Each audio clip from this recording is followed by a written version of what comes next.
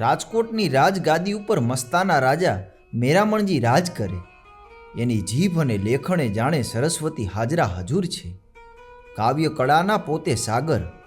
કચેરીમાં અમીર ઉમરાવો કરતાં પણ અદકા આદરમાન કવિઓને આપે. પોતાની નાનકડી રાજસભામાં પોતે 4-5 કવિરત્નોને વસાવ્યા હતા. એક તો કવિ દુર્લભરામ વરસડા, બીજા જૈન જતી જીન વિજયજી, ત્રીજો જેસો લાંગો ચારણ, ચોથો પોલો ચારણ અને પાંચમો એક બાવો. એ 5 અને છઠ્ઠા પોતે. 6એ મળીને પ્રવીણ સાગરનો પ્રેમ ગ્રંથ લખ્યો. એ ગ્રંથમાં તો વ્યવહારનું ડાપણ માત્ર વલોવી લીધું. સી કવિતા, 100 વ્રજભાષાનો મરોડ, સી વિવિધ ભાત્યની વિદ્યા અને સી વિજોગી નાયક નાયિકાની હૈયા વિંધણ વાણી. પ્રવીણ સાગર રચીને તો કવિઓએ હાથ ધોઈ નાખ્યા છે. એક દિવસ રાજકોટને પાદર આજીને કાંઠે એક બાવો આવ્યો. ધૂણી ચેતાવી. ધીરે ધીરે માણસોનો ઘેરો થવા માંડ્યો. ગંજેડી ભંગેડીઓ ગાંજો ભાંગ પીવા ટોળે મળવા લાગ્યા.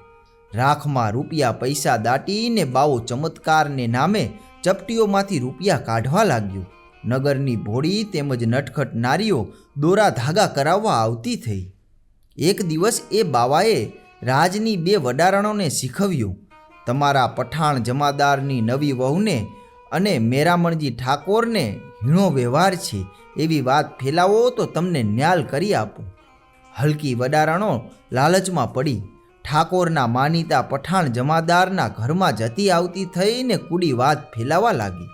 વાતો સાંભળીને પઠાણ જમાદારને ઝેર ચડવા લાગ્યો. આ બાવો કોણ હતો?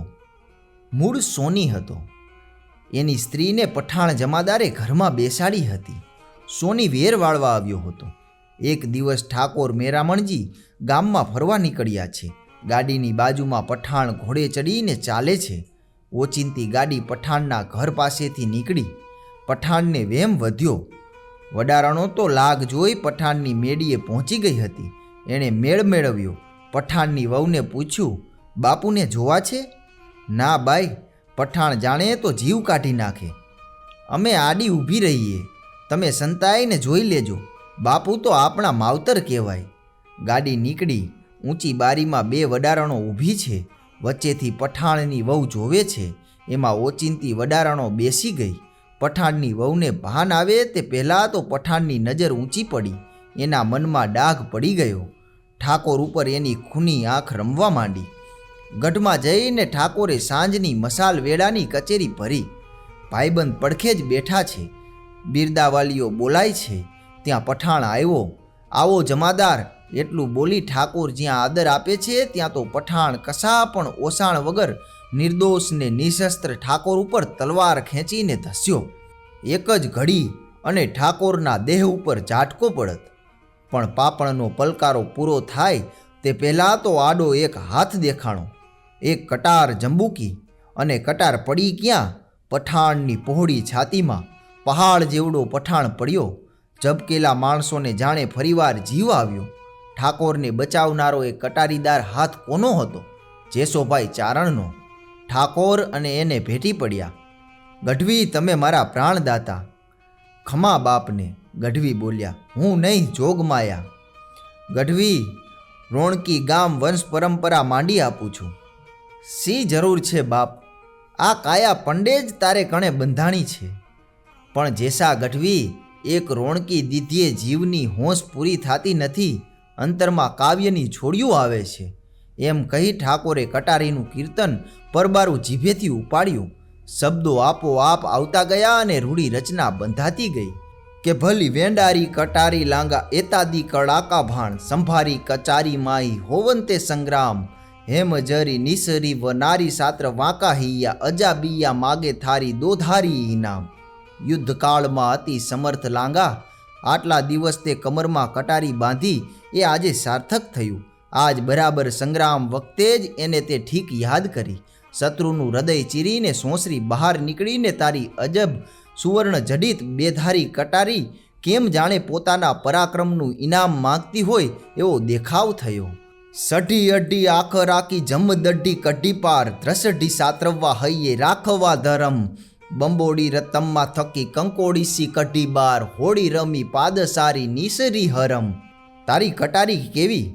જાણે 2 અક્ષરનો મારણ મંત્ર, જાણે જમની દાઢ. તારો સ્વામી ધર્મ સાચવવા તે એને શત્રુની છાતીમાં ઘૂંચીને આરપાર કાઢી, અને પછી જ્યારે લાલ લોહીથી તરબોળ બનાવીને તે એને પાછી ખેંચીને બહાર કાઢી, ત્યારે એ કેવી દિસતી હતી. જાણે હોળી રમીને લાલ રંગમાં તરબોળ બનેલી બાદશાહની કોઈ હુરમ બહાર નીકળી. અષાઢી બીજળી જાણે ઉત્તરીસી અણીબેર, મણી હીરા કણી જડી નખારે સમ્રાટ. માળીએ હો મૃગા નેણી બેઠી છત્રસાળી માય, હેમરે જાડીએ કરી શાહજાદી હાથ. કેવી એ કટારી! અહો, જાણે અષાઢ માસની વીજળી આકાશમાં ઉતરી હોય અને લોહીમાંથી રંગાઈને જ્યારે આરપાર દેખાઈ, ત્યારે એવું લાગ્યું કે કેમ જાણે કોઈ મહેલને ઝરૂખે બેઠેલી મૃગનયની શાહજાદીએ લાલ હીરાથી જડેલા નખવાળો પોતાનો હાથ સોનાના જાળિયામાંથી બહાર કાઢ્યો હોય. કરી વાત અખિયાત અણી ભાત નથે કણી, જરી જાળિયામાં તરી જોવે ઝાંક ઝાંક. સાત્ર વાકા હિયા બીચ સોસરી કરી તે જૈસા ઈસરી નિસરી કેના તીસરી સી આંખ. બીજા કોઈથી ન બને તેવી વાત આજે તે કરી. ફરીવાર કેવી લાગે છે એ કટારી! જાણે જાળિયામાં બેઠી બેઠી કો રમણી જરી જરી ઝાંખું ઝાંખું નિરખતી હોય, પતિની વાટ જોતી હોય. અહો જેસા! એમાંના એકેય જેવી નહીં, પણ એ તો શંકરની ત્રીજી પલયકારી આંખ જેવી મને લાગી.